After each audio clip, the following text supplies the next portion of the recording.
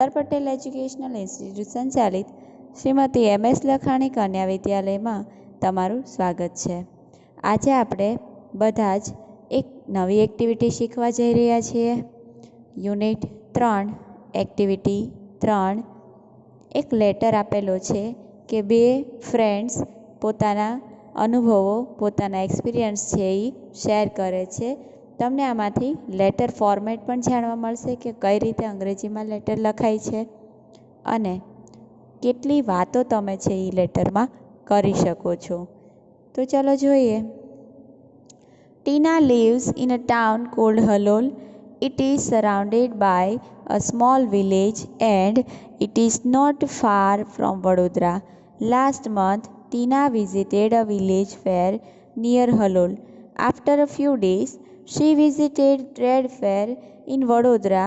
She wrote a letter to her friend Meena who lives in Bhuj. પત્રમાં આપેલી માહિતીમાં થોડીક આપણને જાણકારી આપી દીધી છે કે ટીના છે એ હલોલમાં રહે છે અને હલોલ છે એ નાનકડા ગામની વચ્ચે આવેલું છે અને વડોદરામાં આવ્યું છે. ગયા મહિને ટીના એ વિલેજ ફેરની મુલાકાત લીધી હતી જે હલોલમાં હતો અને પછી થોડા દિવસ પછી વડોદરામાં આવેલા ટ્રેડ ફેરની મુલાકાત લીધી હતી અને હવે એ પોતાની ફ્રેન્ડ મીનાને લેટર લખે છે અને મીના છે એ ભુજમાં રહે છે અને આ માહિતી પ્રમાણે પછી એ પત્રમાં પોતાનો એક્સપિરિયન્સ છે એ શેર કરે છે. Halol 25th July 2014. Dear Meena, thank you for your letter of 15th July. I was happy to read about your visit to Dholavira. I visited 2 different fairs last month and I want to tell you about them. Halol ઈ મીનાને પત્ર લખે છે અને કહે છે કે તે જે 15 જુલાઈનો મને લેટર મોકલ્યો એના માટે આભાર. હું ખૂબ જ ખુશ થઈ કે તું ધોળાવીરાની મુલાકાતે ગઈ હતી. એણે જે ધોળાવીરાની મુલાકાત લીધી હતી એનો એમને લેટર મળી ગયો. હવે ટીના છે એણે છે ગયા મહિને 2 ફેરની મુલાકાત લીધી છે, ટ્રેડ ફેર વેપાર વાણિજ્યનો મેળો અને વિલેજ ફેર ગામડાનો મેળો. આ બંનેની એ વાત કરે છે. First, I visited a village fair between Halol and Pavagadh. We went there in an auto rickshaw. There were 2 small temples outside a small village. I went there with my parents. We reached there in the evening. The open ground between the 2 temples was full of people. સૌથી પહેલાં અમે village ફેરમાં ગયા હતા કે જે હલોલ અને પાવાગઢની વચ્ચે આવેલું છે તેની મુલાકાત લીધી હતી અને ત્યાં કેવી રીતે ગયા હતા? ઓટો રિક્ષામાં વિલેજ ફેરની મુલાકાતે ગયા હતા અને ત્યાં 2 ટેમ્પલ્સ મંદિરો હતા અને તે ક્યાં હતા? ગામની બહારની side, outside a small village, નાનકડા ગામની બહારની સાઈડ 2 મંદિર હતા અને આ ટીના છે એ ત્યાં એના પેરેન્ટ્સ સાથે ગઈ હતી. એ લોકો ત્યાં સાંજના પહોંચ્યા હતા અને જે ઓપન ગ્રાઉન્ડ આખું ખુલ્લું મેદાન છે જે 2 મંદિરની વચ્ચે છે એ આખું લોકોથી ભરપૂર હતું. There were many shops, toy shops, sweet shops and a colorful bazaar of household items. Some children were standing in front of toy shop. They were looking at a small plane. The shopkeeper was showing them the plane. The children laughed with joy and clapped loudly. અને કેવું થયું કે ત્યાં ઘણી બધી દુકાન હતી. કેવી દુકાન હતી? ટોય શોપ, રમકડાની દુકાન હતી, સ્વીટ શોપ, મીઠાઈની દુકાન હતી અને કલરફુલ બાજાર ઓફ હાઉસ હોલ્ડ આઇટમ્સ, ઘર વખરીની દરેક વસ્તુઓની એકદમ કલરફુલ વસ્તુઓથી દુકાન એ બાજાર છે એ શોભતી હતી.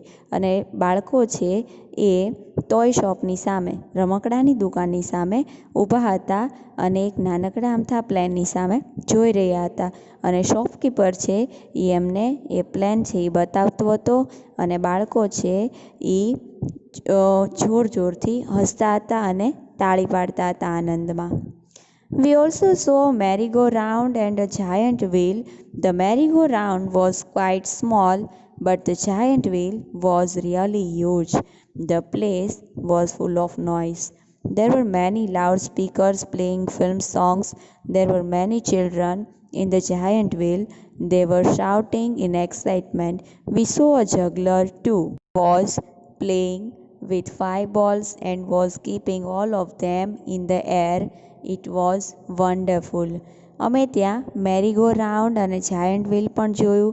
મિત્રો, તમે મેળામાં જાઓ ત્યારે તમે પણ આવી બધી વસ્તુઓ જુઓ છો અને આની જ મજા માણવા માટે મેળામાં જાઓ છો. તો અહીંયા પણ એમણે મેરીગો રાઉન્ડ અને જાયન્ટ વ્હીલ જોયું. અને જાયન્ટ વ્હીલનો મતલબ જ છે કે એ ખૂબ જાયન્ટ એટલે ખૂબ વિશાળ કદનું. તો જાયન્ટ વ્હીલ છે એ ખૂબ મોટું હતું અને મેરીગો રાઉન્ડ છે એ થોડું નાનું હતું. અને આ જે પ્લેસ છે, જે સ્થળ છે મેળો, એ આખું જ નોઇઝ એટલે અવાજથી, જે અવાજ તમને ગમતો નથી, ઘોંઘાટ થાય એને નોઇઝ કહેવાય, આવા અવાજથી ભરપૂર હતું. અને ઘણા બધા લાઉડ સ્પીકર હતા કે જેમાં ફિલ્મના સોંગ વાગતા હતા. અને ઘણા બધા બાળકો છે એ જાયન્ટ વ્હીલની અંદર બેઠા હતા અને લોકો ખૂબ જ એક્સાઇટમેન્ટમાં, ઉત્સુકતામાં રાડો પાડતા હતા. અને અમે એક જગલર પણ જોયો. જગલર એટલે શું? જાદુગર, કે જે શું કરતો હતો? 5 બોલ એકસાથે હવામાં ઉછાળતો હતો.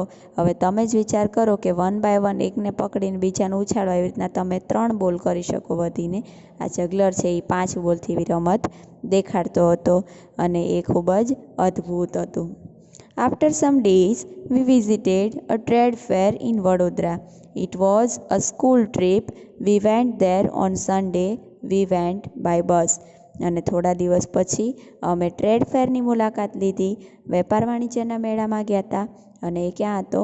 વડોદરામાં. અને એ સ્કૂલ તરફથી એક ટ્રીપ હતી. સન્ડેના, રવિવારના ગયા હતા અને બસમાં ગયા હતા. There was no entry fee.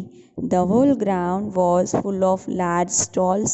There were many stalls of electronic goods like TV, VCR and music system. The girls on the counters were well dressed.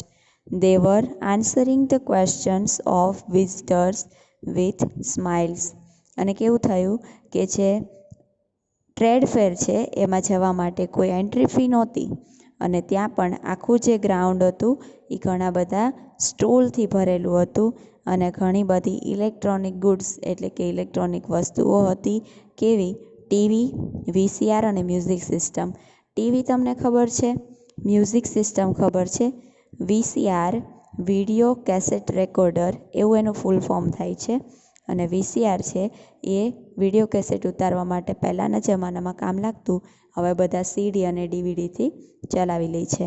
અને જે છોકરીઓ છે એ એકદમ કાઉન્ટર ઉપર ઊભેલી હતી અને એકદમ વેલ ડ્રેસ્ડ હતી. ખૂબ જ વ્યવસ્થિત કપડાં સાથે, પોશાક સાથે તો એ લોકો ત્યાં ઊભા હતા.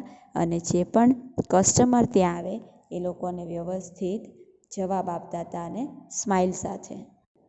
There was another row of stalls for things like fridge and washing machines. One salesman was demonstrating the use of a mixture grinder. 2 young women were asking him some questions.